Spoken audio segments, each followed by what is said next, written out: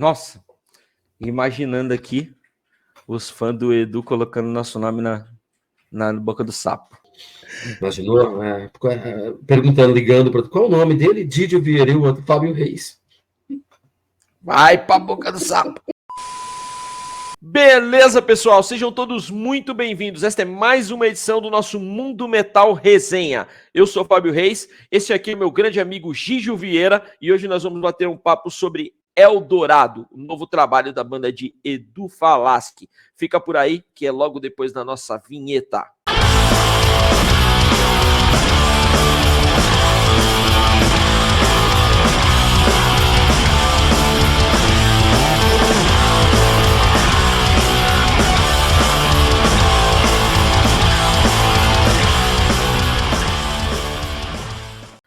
Eldorado, segundo trabalho de Edu Falaschi, que foi lançado no último dia 23 de agosto e está disponível nas principais plataformas de streaming. Se você esteve ausente do planeta Terra e não sabe nada sobre esse retorno do Edu ao Power Metal, isso aconteceu em 2021 com o lançamento do álbum Vera Cruz. Como quase tudo que essa turma anda fazendo, o Vera Cruz dividiu as opiniões e foi extremamente amado por uns e odiado por tantos outros. Me parece que é exatamente isso que vai acontecer com o Eldorado. Você também tem essa impressão, Didio?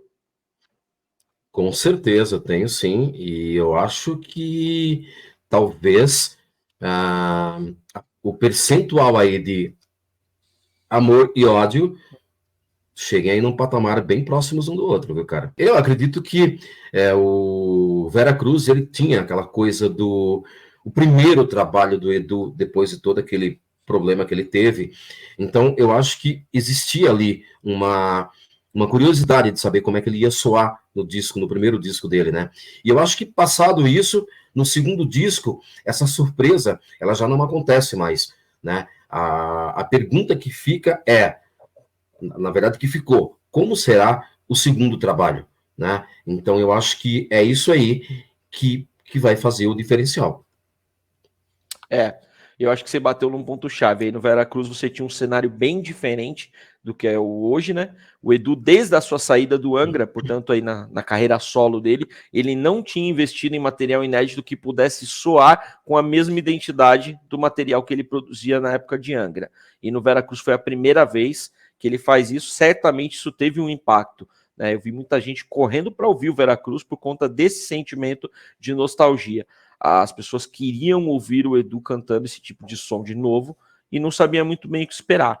Quando foram ouvir, se depararam com uma super banda que, além do Aquiles e do Fábio, ainda traz os dois baita guitarristas, né, que é o Roberto Barros e o Diogo Mafra, além do baixista, o Rafael Dafras. Então, o Veracruz, ele causa um impacto no ouvinte e esse impacto o Eldorado não consegue causar, porque no lançamento do Eldorado o Edu cantando Power Metal não é mais novidade. A banda do Edu ser mega técnica não é mais novidade. O material ser muito bem produzido, ser bonito, ser bem feito, nada disso é surpresa. E aí todo mundo espera algo realmente grande. Né? E a gente chegou até a falar isso na live, que a gente falou sobre as primeiras impressões, né, do Eldorado, e é isso que acontece quando você entrega algo muito grande, você coloca o próprio sarrafo lá em cima, e superar isso é muito difícil. Você precisa fazer um negócio muito grandioso, muito caprichado, muito técnico, muito soberbo. Você tem que ser mais, e aí o caldo pode azedar. Eu acho que o que poderia acontecer e trazer ali, de repente, o mesmo nível, né, de aceitação do Vera Cruz e o Eldorado é se esses discos tivessem sido gravados em como a gente fala no cinema, né, em um take só. Né? Pegar os dois ali, gravar e deixar ali ele reservado. Isso, evidentemente, não aconteceu. Mas eu acredito que talvez pro Edu também, cara, tenha sido aí, como é que eu poderia dizer? Eu acho que talvez ele quis fazer exatamente isso, né? Peraí, vamos jogar um primeiro disco, vamos ver como vai ser a aceitação desse disco, e em cima dessa aceitação ou não, a gente vai trabalhar para o segundo. O Vera Cruz, ele trouxe tudo mais, inclusive o marketing. Cara, eu achei bem parecido, tá? O que eles fizeram no quesito de marketing. O que acontece é o seguinte, a gente estava muito mais receptivo na época do Veracruz. Eu acho que no caso do Eldorado, ficou um lance assim de tipo, putz, já sei o que vai vir, saca? Então a gente se ficaria muito impressionado se viesse algo diferente do que a gente está esperando. Como não veio algo diferente, veio aquilo mesmo que a gente estava esperando, então não teve impacto, né? Talvez. E aí eu acho que a gente tem que pegar um pouco no pé musicalmente do disco, né? Porque no caso do Eldorado, quando eu até mencionei que o caldo poderia azedar, eu acho que ele azedou um pouco no quesito virtuose, cara. Eu achei muito exagerado. É um festival de músicas onde principalmente o Roberto Barros, ele foca ali em tocar 574 notas por segundo. Só que, assim, ele estende isso, ele repete a dose na faixa seguinte, depois na outra, e quando você percebe, a audição acaba ficando um pouco cansativa, cara, por conta desse exagero de técnica. Tem gente que curte, tem fã que curte esse extreme power metal a la Dragon Force? Tem, cara, mas é um lance bem mais nichado, né? Eu mesmo, apesar de ter gostado do álbum, em alguns momentos eu fiquei ali meio entediado. Achei que a banda tinha mais para oferecer do que ficar mostrando técnica, né? Ficou um lance meio robótico. A gente precisa ser um pouco mais pragmático ao analisar o Eldorado? Cara, precisa. Eu achei que esse disco é um disco para ligar o sinal de alerta, saca? Eu ouvindo atentamente, cara, eu até fiz uma brincadeirinha aqui. É o seguinte, cara, eu imaginei assim, um ringue, sabe? Um ringue onde você tem, de um lado, bandas de symphonic power metal e do outro você tem bandas de neoclássico power metal, tá? Então, assim, os dois querendo saber quem vai fazer melhor naquela disputa e no final eles se juntam no ringue ali, cara, e faz uma jam session e aí você tem tudo misturado, cara. Neoclássico power metal com symphonic power metal. É isso que eu senti ali nesse disco. E eu poderia até exemplificar aqui algumas bandas. A sonoridade desse disco novo, eu acho que se você pegar ali bandas como Twilight Force, o próprio Dragon Force que você falou, o Galnerius, o Majestic, que é uma banda da Suécia, o Ken Zinner e o Fairyland, da França, eu acho que você tem essa mistura aí. Então ficou meio power metal com meio classical power metal, cara. Então eu acho que talvez isso daí foi o erro, vamos dizer assim. Cara, eu achei que ele é um disco que ele é muito competente tecnicamente, né? Ele é muito bem executado, a produção dele é excepcional e talvez as músicas elas precisem de um pouco mais de audições, pode ser. E cara, ainda não me marcou muita coisa, cara. A única música que me marcou foi a do clipe, a Tenochtitlan, mas mesmo essa música não é uma música assim extremamente marcante. Comenta aí, Didio. Não, eu concordo plenamente. Eu acho que o que faltou foi exatamente isso, né? Você tem um disco ali muito bem feito, né? É um disco muito bem construído, né? A gente não está falando de um disco ruim, né? Pelo contrário, eu me repito aqui o que nós falamos na live das primeiras impressões. É um disco que pode bater de frente aí, cara, com qualquer disco de power metal de qualquer banda de qualquer lugar do mundo, né? Tecnicamente. Tecnicamente. Nós estamos falando de um disco muito bem feito e assim, muito bem produzido. Ele está perfeito. Ele é um disco perfeito, se você pegar tecnicamente falando, ele é um disco perfeito. Ele não perde para absolutamente nada. Porém, fica essa coisa.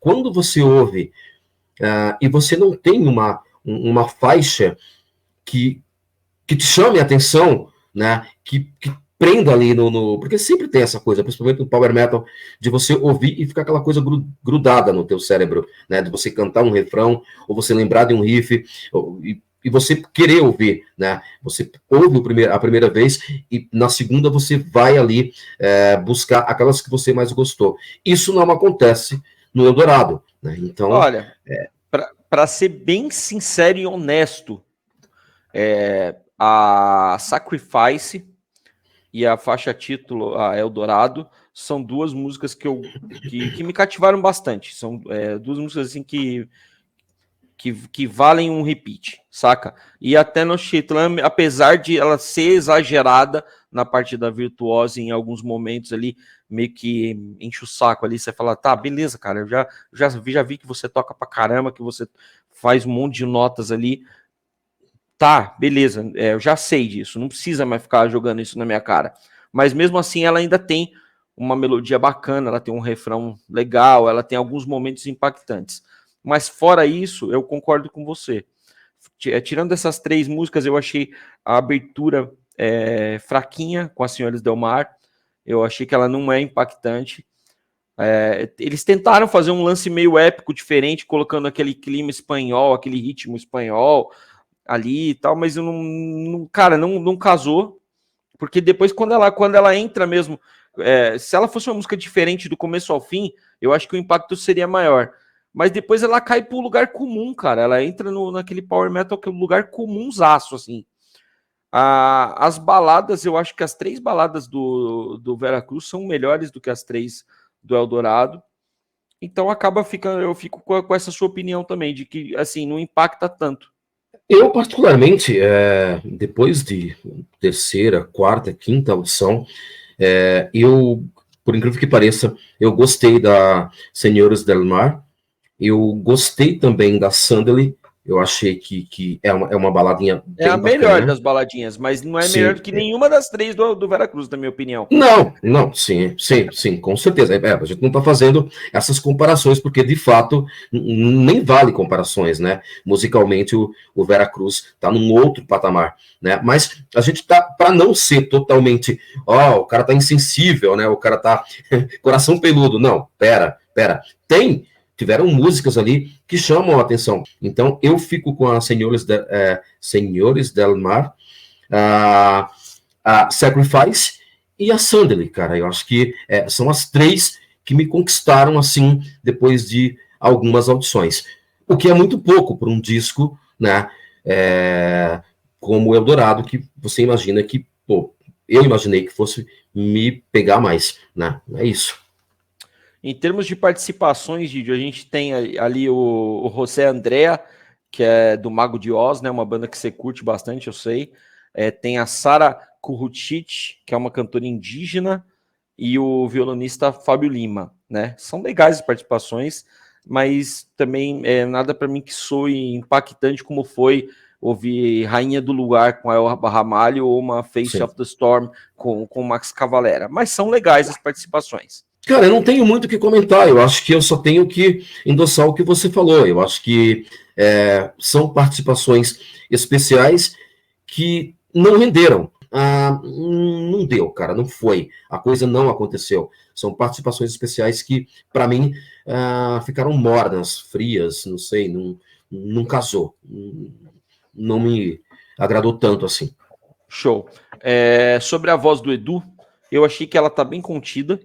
Em alguns momentos aqui a Lília arrisca subir um pouquinho, mas nada ali muito fora da zona de conforto. É tipo umas notas mais altas ali no final de algum refrão e só. Achei responsável da parte dele fazer isso, até porque ele vai ter que cantar esses sons ao vivo e depois, se ele meter um monte de tons mais altos ali, notas difíceis, ao vivo ele vai ter que recorrer para um monte de artifício que a galera vai ficar marretando depois na internet, né? Igual foi na turnê passada.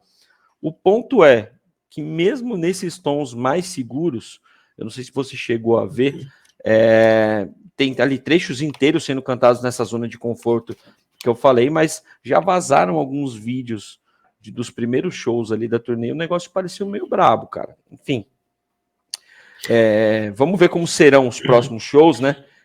Não vou ficar julgando por conta de um ou dois shows, mas... Cara, falar de voz é meio complicado, né? Porque, principalmente o power metal, os tons são lá em cima, exige-se muito dos vocalistas. E tem que ter um cuidado muito grande, justamente na hora de gravar isso, e pensar no que vai ser ao vivo ali, porque o cara que é fã, ele quer ouvir pelo menos algo ali bem próximo do disco, evidentemente. Só que a gravação, ela acontece, né, de tempos em tempos. O cara vai lá, grava uma música, depois ele passa um tempo, vai lá e grava. Os shows são diferentes, né, cara? O cara pode ter um show hoje, um outro amanhã e um outro depois de amanhã. Mas aí tem aquela coisa também. Cara, nós temos... o Brasil é imenso, né? Então, de repente, o cara tá, por exemplo, em Curitiba, que tá 6 graus, e ele vai fazer um show seguinte num outro estado que está uma temperatura de 40 e poucos graus. Quer dizer, isso vai acabar com a voz do cara também, né? Isso vai causar um efeito ali não muito bacana. Então, o que eu vi ali de imagens, né? Eu vi as músicas que ele realmente deu né, uma desafinada ali, ele não estava muito bem. Eu preferi não apedrejar, pelo menos por enquanto, e dizer, não, cara, vamos entender que, de repente, foi essa mudança de clima, essa coisa, né, de repente, de A gente vai saber isso daqui a pouco, quando começar a ter 1, 2, 3, 4 shows, se manter isso aí. Exatamente. E esperar também que ele tenha visto, né, tenha enxergado isso, né, de que a voz dele falhou ali e corrigir isso. Porque é o que você falou, o fã de heavy metal, cara, nós somos chatos, né? A gente aponta mesmo, e se acontecer alguma coisa com a voz, a gente vai dizer, cara, infelizmente, não é isso que a gente quer ouvir. No ano passado teve uma baita polêmica com o lance do playback e tal. Eu acho que é o seguinte, nessa questão aí do ano passado, eu fui até um cara que partiu para a defesa do Edu, porque eu acho que a parada que ele fez na turnê do Veracruz é um negócio que nenhum outro artista fez aqui, artista brasileiro, eu também tô dizendo, né? Ele realmente caprichou ali na produção de palco, ele tentou trazer uma produção gringa para um show de um artista brasileiro. Então isso é louvável. E, cara, a gente sabe que a voz do cara não é mais a mesma de 20, 30 anos atrás. Sim. Então, beleza, ok. Eu achei que ele na turnê do Veracruz, ele tentou usar a tecnologia a favor dele, com alguns recursos, e tanto de pessoas, né, ali que ele tinha uma equipe de backing vocals, e como também da parte de tecnologia, para ter ali uma fita pré-gravada, que de repente cantasse junto com ele aí numa parte mais alta que ele não conseguiria fazer. Para mim não tem problema isso aí não, tá? Eu amo o Judas Priest, o Halford usa pra caramba essas paradas. Eu acho que o artista ele tem que se virar com o que ele tem no momento, entendeu? Eu acho o ruim é o cara fazer um show fake, onde ele não tá cantando, onde ele tá dublando e tal, aí beleza, aí tem que ser criticado mesmo. Mas o cara usar um recurso aqui e ali, eu acho que tá tranquilo. Teve um último ponto que eu percebi, que foi o seguinte, cara, no Veracruz, você percebia que o Edu tava baseando a sua sonoridade, a sua nova sonoridade, naquela fase, Rebirth, Temple of Shadows, e também pegando emprestado algumas referências ali do Holy Land, certo? Você via a referência, você sentia a inspiração, mas não dava para ficar associando músicas do Veracruz com músicas desses discos que eu mencionei. Tipo, você ouvia ali uma Sea of Uncertainties, você ouvia uma Fire with Fire, e não conseguia associar com um som em específico do Rebirth ou do Temple ou do Holy Land. Nesse novo, já tem momentos que você linka um som com o outro. As melodias vocais da Tenochtitlan, ela se parece muito, cara, com as melodias vocais de Zito, do Holy Land. Rain of Bones, você quase canta Spread Your Fire no refrão. Sim. A Wings of Light é uma chupação de Running Alone do Rebirth, na cara larga. Se eu não me engano, na Eldorado tem um trecho ali que é igualzinho o riff de Silent and Distant, só que mais rápido. Então, cara, precisa e muito tomar cuidado. Uma, para não se autoplagiar. Duas, para não plagiar a sua ex-banda, vai ficar chato. E o mais importante, cara, precisa tomar muito cuidado para você não virar um artista que fica conhecido por ser um repetidor de fórmulas. Tá assim já? Não. O disco ainda é muito bom. mas eu tenho dúvidas, sérias dúvidas, se ele vai conseguir sobreviver ao teste do tempo, cara. Eu não tenho confiança que essas músicas novas são fortes o bastante para isso, cara. Eu aposto o seguinte, Fábio, eu acredito que essa trilogia, eu tô pensando isso, tá? Quando terminar essa trilogia, eu acho que o Edu vai buscar um outro. Ele vai continuar fazendo power metal, cara, mas eu acho que ele vai partir para um outro estilo de som. Ele vai adicionar alguma coisa justamente para isso, para não ficar esse plágio dele mesmo ou das bandas que ele participou. Tá? Eu quero acreditar que essa trilogia ela tem essa fórmula e ele quer terminar isso daí. Mas eu acredito que virão mudanças, porque ele tem que se reinventar, né? Porque senão vai chegar um momento que, vamos ser sinceros, né? Vai ficar saturado. Cara, o Power Metal já é, né, um estilo onde as pessoas já não têm mais aquela coisa do como acontecia lá nos anos 90 ali. Então, já tem bandas aí que lançam discos fenomenais, mas que, cara, fazem um barulho pros fãs ali e ponto final. Não sai daquela, né, daquela casinha ali, daquele quadrado. Então, eu acho que ele tem que pensar nisso. Eu acredito que virá uma mudança depois dessa trilogia. E eu acho que seria bacana que ele saísse um pouco dessa coisa do power metal, né, autoplagiado, como você mesmo disse. Eu acho que ele tem que pensar nisso e seria bacana vê-lo saindo dessa esfera aí. E assim, cara, eu vi também algumas críticas aí, sites brasileiros, canais brasileiros, dizendo que o cara tá fugindo do Power Metal. Não tá fugindo, não, cara. Não tá fugindo do Power Metal, não. Senhores Delmar, ela tem aquela introduçãozinha diferente ali, mas depois ela cai no mais do mesmo do Power Metal. A Sacrifice, ela tem um lance ali meio prog, mas ela também cai no Power Metal. A Tenochtitlan é Power Metal puro, Extreme Power Metal, né? A Rain of Bones, a mesma coisa.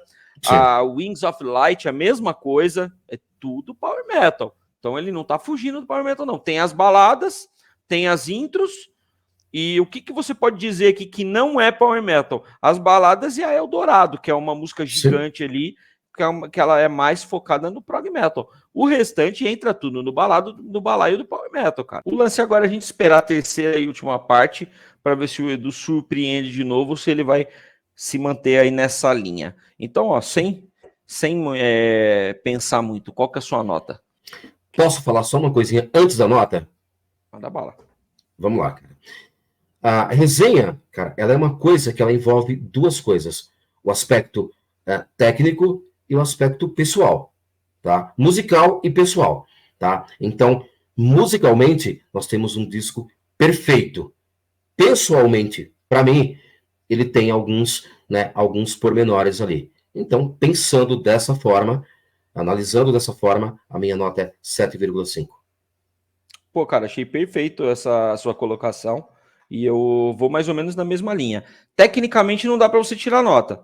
É bem tocado, é bem produzido, o material físico com certeza vai ser muito bonito, já vi as fotos aí que vai vir com kit, vai vir com isso e aquilo, tá, mas é marcante, te faz, quais músicas te fazem te dar um repeat, construção cativa, tem algum refrão épico que você canta junto, é aí que ele perde nota. Então eu vou mais ou menos na tua linha, você deu 7,5, eu dou um pouquinho mais, mas não muito, dou 8. Lembrando que pro Vera Cruz eu dei nota 10, tá? Então esse disco ele decai, na minha análise.